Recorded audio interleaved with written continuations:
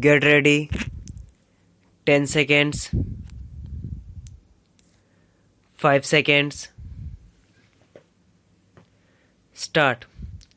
As you have already pointed out, under Article 323 of the Constitution, the Union Public Service Commission submits annual reports, and these reports are laid before both the Houses of Parliament along with any memorandum, if there be any, from the government explaining their position as to why they have not accepted the particular advice of the Commission. Sir, we have so far received 3 such reports from the Commission, and I have gone through these reports. Sir, the general impression that I have gathered after going through these 3 reports is that, apart from that fact that there have been cases of non-acceptance of the Commission's advice in my important matters, there are, sir, very serious irregularities committed by the executive government in the matter of appointments to the civil posts and the civil services.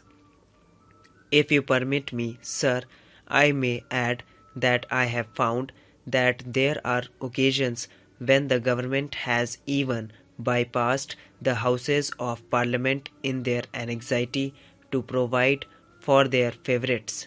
Sir, under Article 320 of the Constitution, as you have already pointed out, the recruitments to civil posts and the civil services are to be made by the Union Public Service Commission. There are 2 basic ideas underlying this system of recruitment to the civil services adopted in our Constitution. Firstly, we desire that all eligible persons to a particular post should be entitled to enter into a fair and free competition to get that job.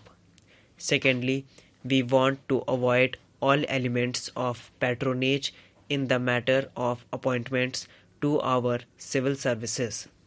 You will find that under the old regulation, which has been kept in force under Article 372, there are several categories of employment and posts which have been kept away from the purview of the Union Public Service Commission. One of these categories is temporary appointments lasting for less than a year. I maintain from a review of all these reports that the government has abused this power of temporary appointments. The government has used it as a shield to bestow all kinds of patronage.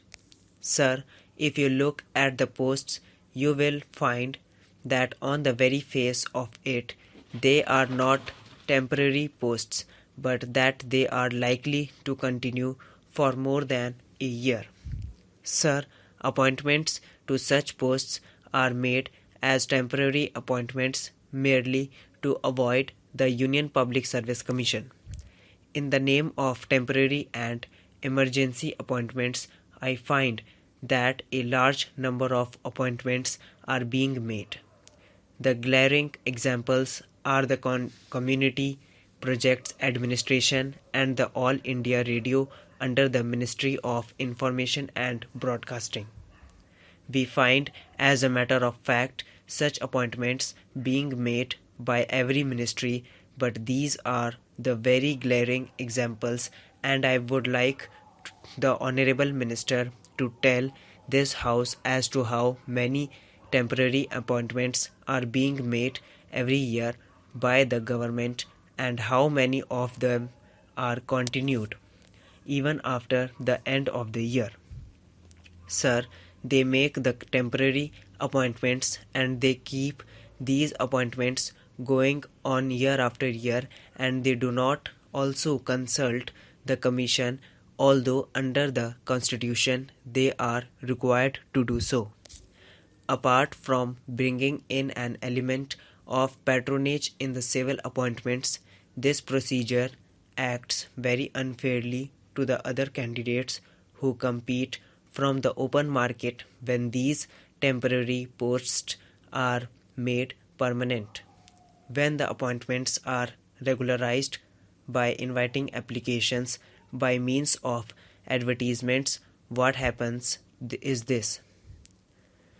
We cannot prevent these temporary appointees from competing in such examinations, and these temporary appointees who have gained experience at the cost of the taxpayer compete with the candidates from the open market and do better because of the experience that they have gained.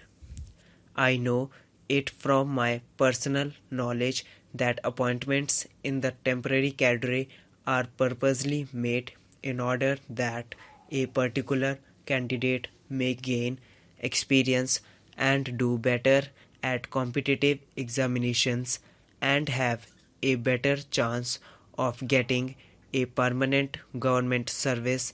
Otherwise, he could never have got such a post. Sir, not only this, but the Commission have also referred to the fact that advertisements are drafted in such a way that it may suit a particular person.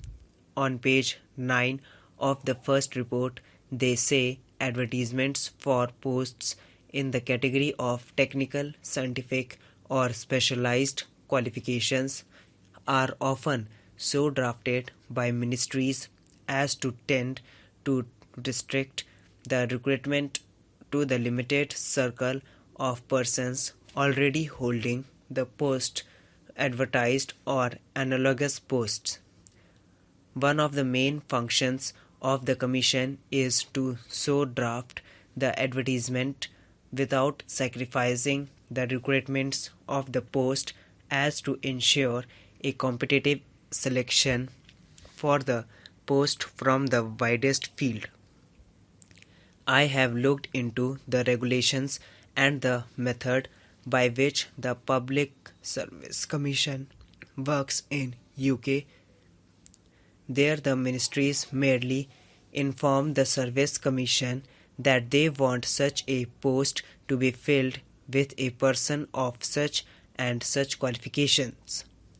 The advertisement is drafted by the Service Commission and not by the ministries as is done here. Here, government are anxious to bestow patronage, and therefore it is that they want to avoid going to the Public Service Commission and continue to make these temporary appointments and draft the advertisements themselves. I find from the report that as early as January 1951, the Commission submitted their proposals to the government as to how the existing regulations should be remodeled so that each case should come under the purview of the Union Public Service Commission. Now the government has now taken any decision in this matter.